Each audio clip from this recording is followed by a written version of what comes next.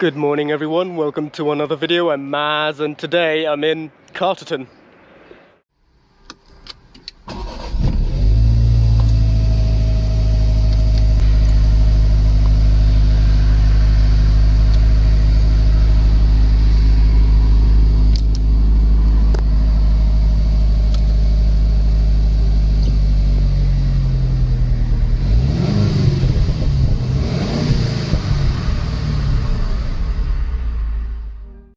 As you can see, my car is getting some work done, courtesy of Car Lights from Oxford. One annoying gripe I had with the F-Type is that you do get ambient lighting. The disadvantage is you have to pay extra for the multicolours, and secondly, it's only on the doors and on the grab handle. So I thought I'd get some ambient lighting extensions onto the footwell.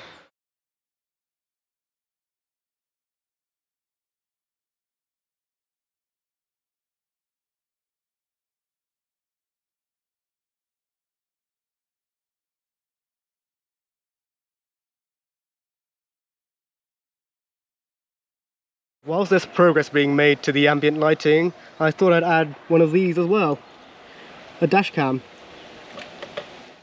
And here it is, the unveil of the dash cam.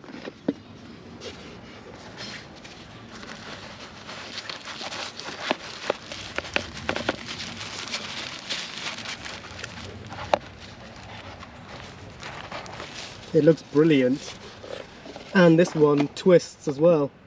It's got the red line match with your car. And of course that red accent will match the interior. So let's get that fitted. Well, while that's going on, here are some panels. This is the bonnet releaser, as you can tell by this cutout. Don't know why Jaguar decided to keep these on the passenger side for a right-hand drive, but that's how it goes. And oh look, there's the releaser itself, which kind of looks like a door handle. Oh, and this is from the passenger footwell. And here's what the back looks like without its cover. Now I can see why Jaguar put a smaller net over here on the later models as opposed to the bigger cubby on the earlier ones. Look at that, it's already looking better now. But yes, let's wait until this is all fitted and see what the result is. It's taking your voice as a vibration, as a beat, and trying to sync it with it. According to the fitter, this light follows my voice, and I've just noticed it flashes every time I speak, similar to the lights you get in a Dalek. Here's another addition. Look at that. You can just choose custom colors similar to Microsoft Paint, and of course there are so many themes, preset themes.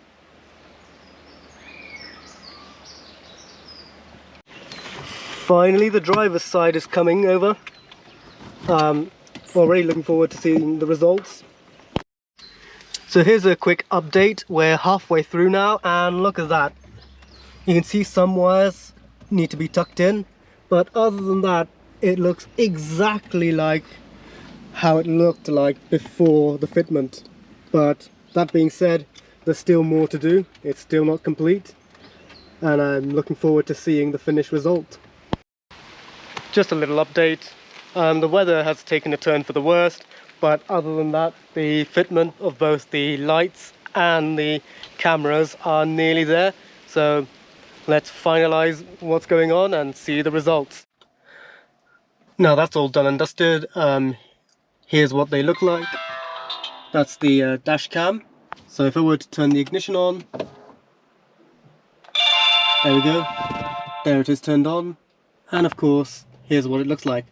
The bottom one is the front view, top left is rear, and top right is the interior view. And of course this turns around, but I just leave it as is since I already have a front view. And here's the rear facing camera.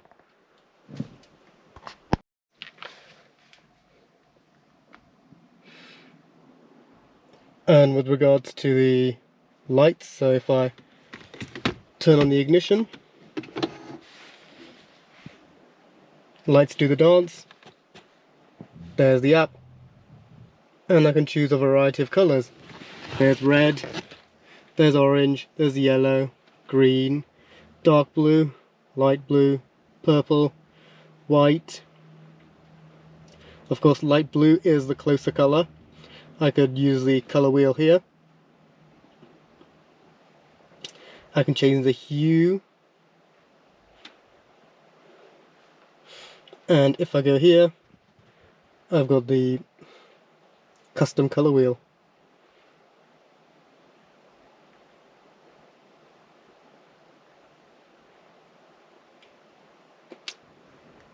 If I hit scene,